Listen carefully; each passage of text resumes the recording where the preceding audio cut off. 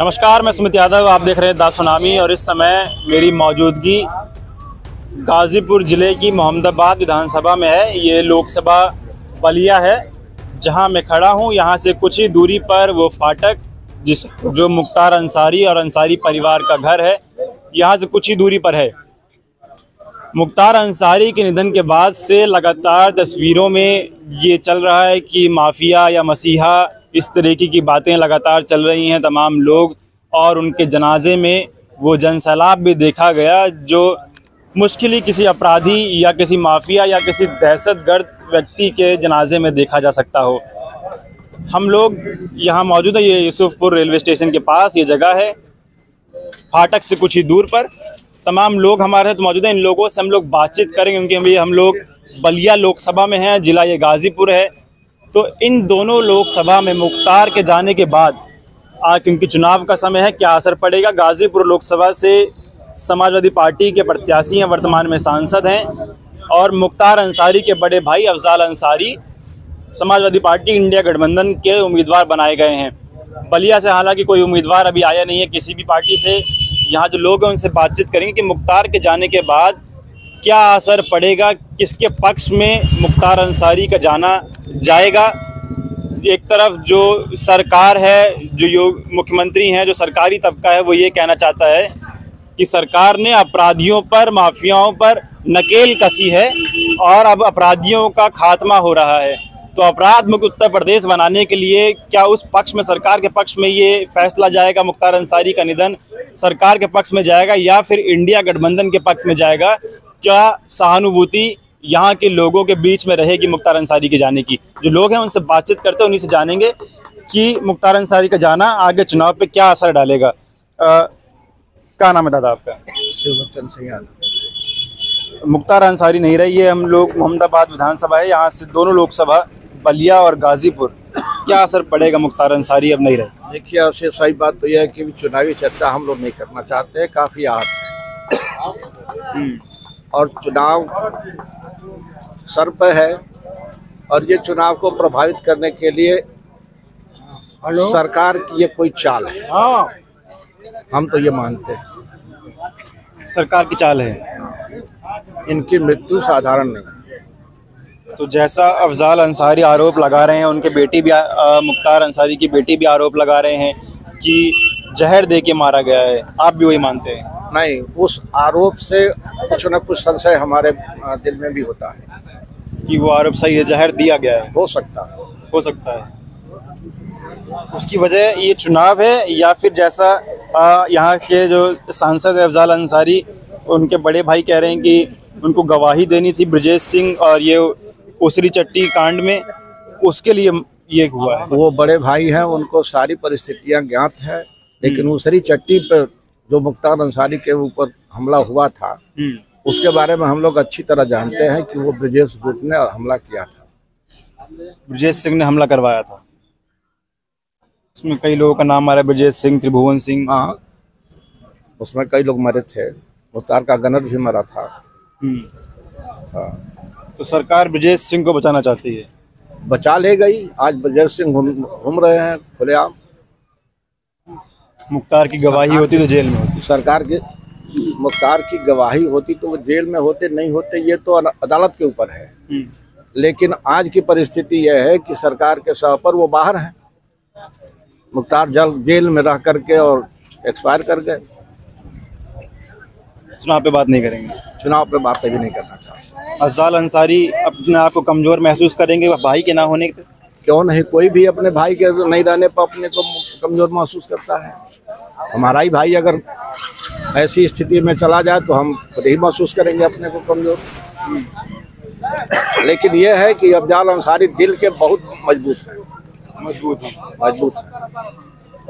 अच्छा, ये मेरा एक सवाल और है, क्योंकि अभी मिट्टी के वक्त अफजाल अंसारी की बहस डीएम साहिबा से हुई थी, उन्हीं डीएम साहिबा को चुनाव भी करवाना है।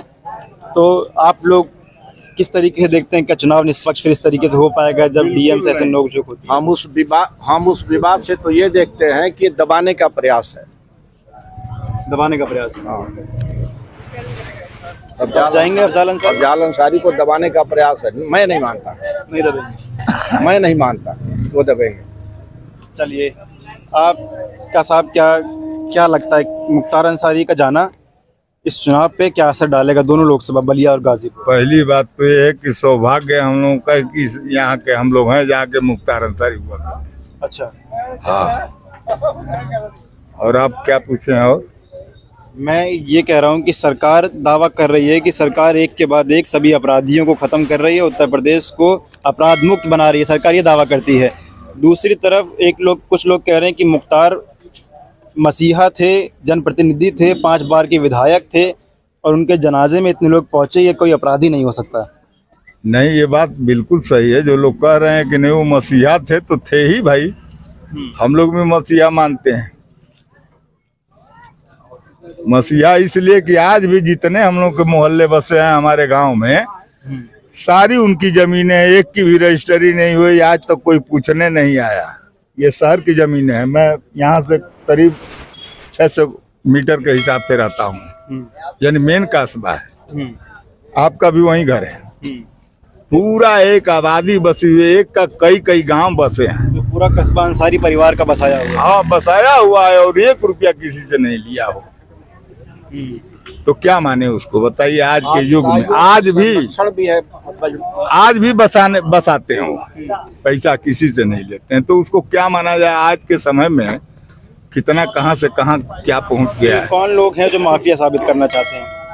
ये देखिए, बात तो बहुत लंबी है, सभी लोग जानते हैं, लेकिन अब उतना समय नहीं है। कुछ लोग ये हैं भाई, 2 चीजें हैं। आगे चुनाव में इसका कोई असर पड़ेगा मुख्तार के ना रहने पे? दम पड़ेगा नहीं, और दुन्ना हम लोग हौसले के साथ हम लोग उनके साथ हैं। मुख्तार अंसारी के लिए वोट डालेंगे? एकदम बिल्कुल डालेंगे।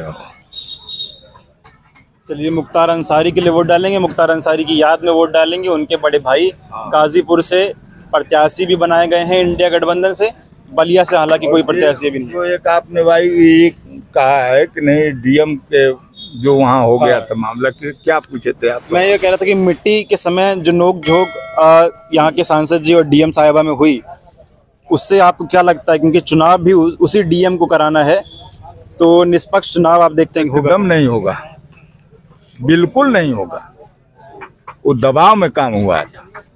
जितना जो कुछ वहाँ घटना घटी, किसी दबाव में बाहरी कुछ आया ऐसा, कितनी भीड़ क्यों हो गई, ये क्या तरीका है, उस पर उन्होंने अपने को बचने के लिए उन्होंने इतना सब किया। अच्छा, हाँ, डीएम साहिबा ने बचने के लिए किया? बचने के लिए किया और कुछ नहीं। और चुनाव में कैसे देखते हैं फिर उसी डीएम को चुनाव कराना? कोई निष्पक्ष चुनाव नहीं हो निष्पक्ष नहीं होगा? नहीं होगा, विश्वास नहीं है डीएम? एकदम कतई नहीं। लोग तो बता रहे बहुत बहादुर, कई लोग कह रहे हैं बहुत बहादुर डीएम है, इस तरीके से अफजाल अंसारी के सामने डटी रही।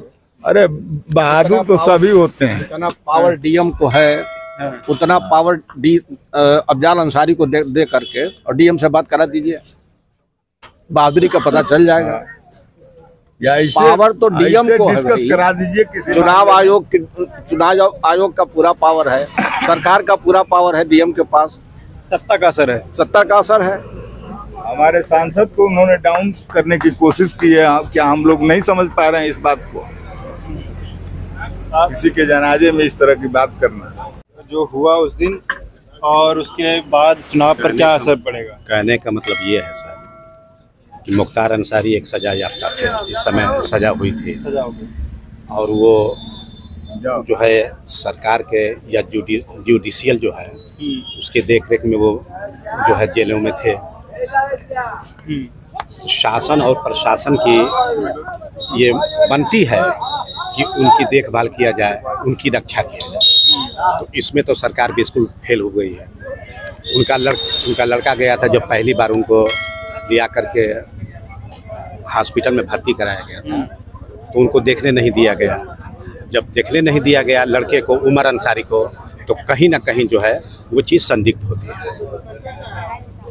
संदिग्ध है, आप भी नहीं मानते हैं कि गड़बड़ है कुछ? भाई हमारा बाप वहीं बीमार है, हमको देखने नहीं दे रहे हैं आप।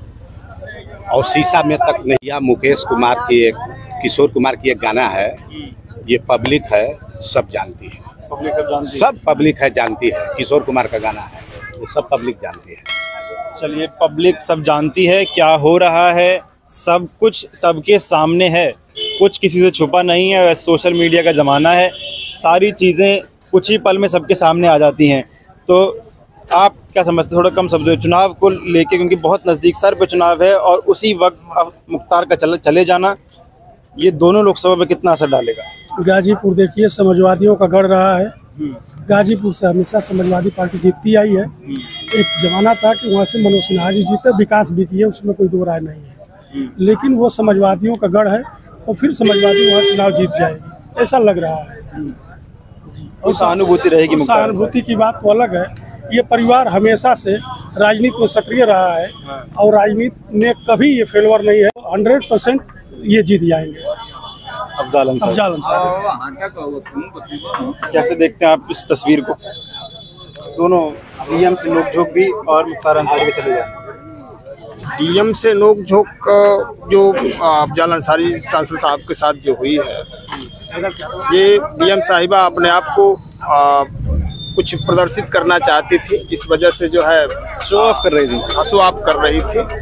ऐसा लगता है कि मतलब सरकार को दिखावा कर रही थी कि नहीं, हम बड़ा मुस्तैद हैं। नंबर बना रही थी, नंबर अपना बना रही थी, कहीं प्रमोशन हो जाएगा। अच्छा,